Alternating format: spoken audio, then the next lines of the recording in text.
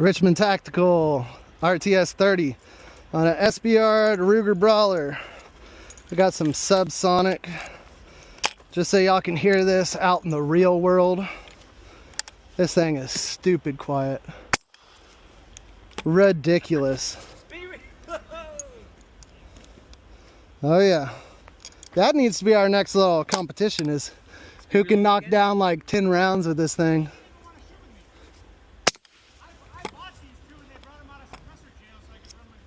I can't wait till I get that new handguard with my quiver on there. Make things so much faster. I thought there was this thing is ridiculously quiet. No, there's no spring. They'd have to charge 300 bucks for it. Really? Yeah, they only charge like 250 bucks for these guns. It's the cheapest SBR and probably the quietest SBR that you can own, especially with this can. Now time for some Galil time with the RTS30.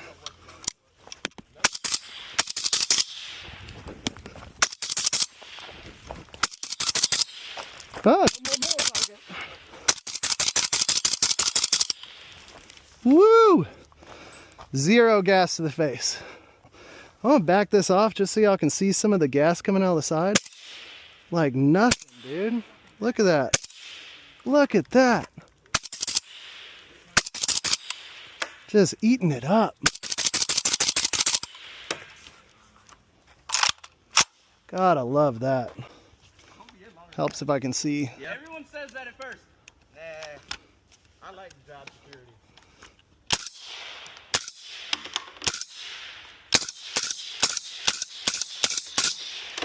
Nice. No gas. No gas to the face. Still reasonably cool. Can't get enough of this Galil, man. Built up for me by Iron Curtain Customs. I had them leave it all raw for me so I could keep it looking all beat up. Looks super fucking dope with this patina that's gonna start building on this raw titanium can. Ooh wee, baby. That's sick. Let's run it.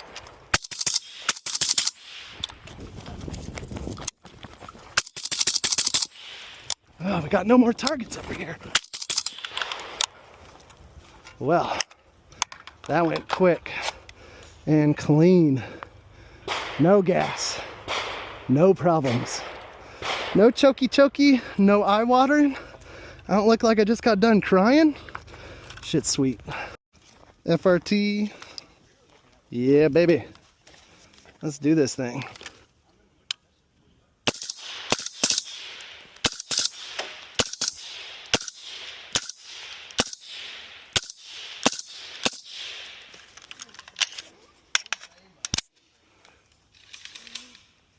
Alright y'all, today we're talking about the Richmond Tactical RT30FS. This is their high flow can. It's 30 cal can, about 9 inches long, 21 ounces on my scale as pictured with the mount and the extended portion of the suppressor, giving you a couple extra baffles, and as well as the high flow end cap. I've been running only the 30 cal end cap, so all the suppressor testing video that you see will have been done with the 30 cal end cap. So take that for what it is. I know that you're not gonna be able to get a really good idea of what this can sounds like through video. It is stupid quiet. It is great. I don't get any gas blowback to the face. I hardly ever end up with teary eyes. I don't remember ever at all ending up teary shooting with this thing, so that's nice. I don't look like I just got bad news after running a string of rounds. I've run it on my Little Rossi Blackout, 300 Blackout Brawler. I love this little SBR. It's a great little thing. Super duper quiet with this can on there. And it's ridiculous. I mean, even with the flow through can, it's still stupid quiet. I don't know if y'all can see this whole thing or not. But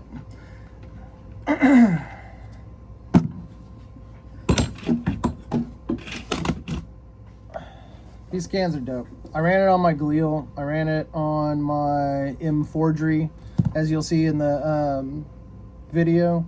I've run it on my 308 AR-10. It's a 716i from Sig Sauer.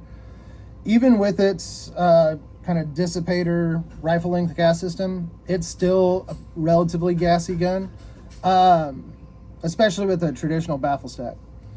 This thing really saves the day whenever it comes to that, especially if I got like 5 or 6 hogs in front of me. This makes a big difference. I really see these high flow cans, especially for us more like high volume shooters.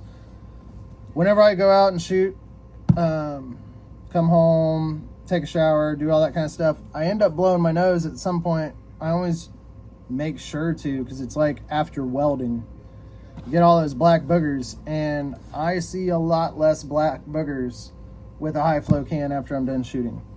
And all those black boogers, man, think about what your nose hairs aren't stopping, getting down into your lungs, causing problems. High flow suppressors are kind of one of our things that we really got to think about, especially if you're shooting a lot.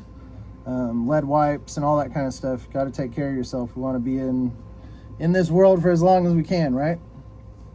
That's one of the biggest reasons I've been looking into high flow cans for a while, is all of my suppressors are traditional baffle stacks, and while I love them a lot, they're super duper quiet, super great. Everything about a traditional baffle stack does suppression really well. But a lot of this high flow technology that's coming out now is, think of it as good life insurance for whenever you're running a suppressor, because what you're inhaling on a day-to-day basis, I don't want to preach health or whatever. It's not my thing. Do what you want. But man, for my everyday use now, because I don't like shooting unsuppressed anymore, I don't find it as cool. It's just not as fun. I like being able to run light ears, just plugs in my ears, and be able to run whatever barrel length I want because I've got a can that's going to run it. And so that's one of the other great things about this being a 30 cal can, is I can toss this around on all my stuff. Very quiet on my 14.5 Galil, very quiet on my 14.5 M4G. I've run it a little bit on a couple 10.3s and 10.5s. I find it very manageable there too. All of this being 5.56. 7.6 239, I've run it on a few of my AKs. For instance, I've got a Wasser right here that I've run it on, and this Wasser does not have a K&S piston, and I don't have a problem shooting this. The gun doesn't feel like it's supremely overgassed. Are you going to get some extra back pressure from can? Yeah, I mean, otherwise they wouldn't do what you want them to do as far as quietening the gun down. One thing you're always going to have to deal with titanium cans, the downside to them is flash signature. You're going to get some flash on these at nighttime. Does it die down? Yeah. I haven't done a whole lot of night shooting with this yet. I do in the first, I'd say 25 rounds through this can. I did it all in the barrel. So the great thing about the barrel is I've got a rather kind of large hole on my blasting barrel. And so I can kind of see down in there. And so I did see some sparkler show for the first 20 or so rounds. After that, it's died down a whole lot. Jumped right back up whenever I ran a 10.3 just because it's got a whole lot more blast. I'm running a big old break on my 10.3 just because it's tuned to only run suppressed. And man, I mean, I can't say enough good things about this can. Especially for like your everyday, I'm not gonna say beater can, but this is what it is for me. This is my can that's just gonna get tossed around all my guns whenever I go to the range, just because I really like the idea of sticking around a long time. Got a little 4-year-old girl. I want to be able to breathe easy the rest of my life. So, Richmond Tactical, their RT30FS. I keep wanting to say RT30 because that's the cans that I know them for. This is their first flow-through can. And they're traditional cans, or traditional baffle stack cans. dude, they're still low back pressure. They're still really, really good. Like, I'm fully planning on getting the 360 because I think, one, it'd look super dope on the end of my Henry 357.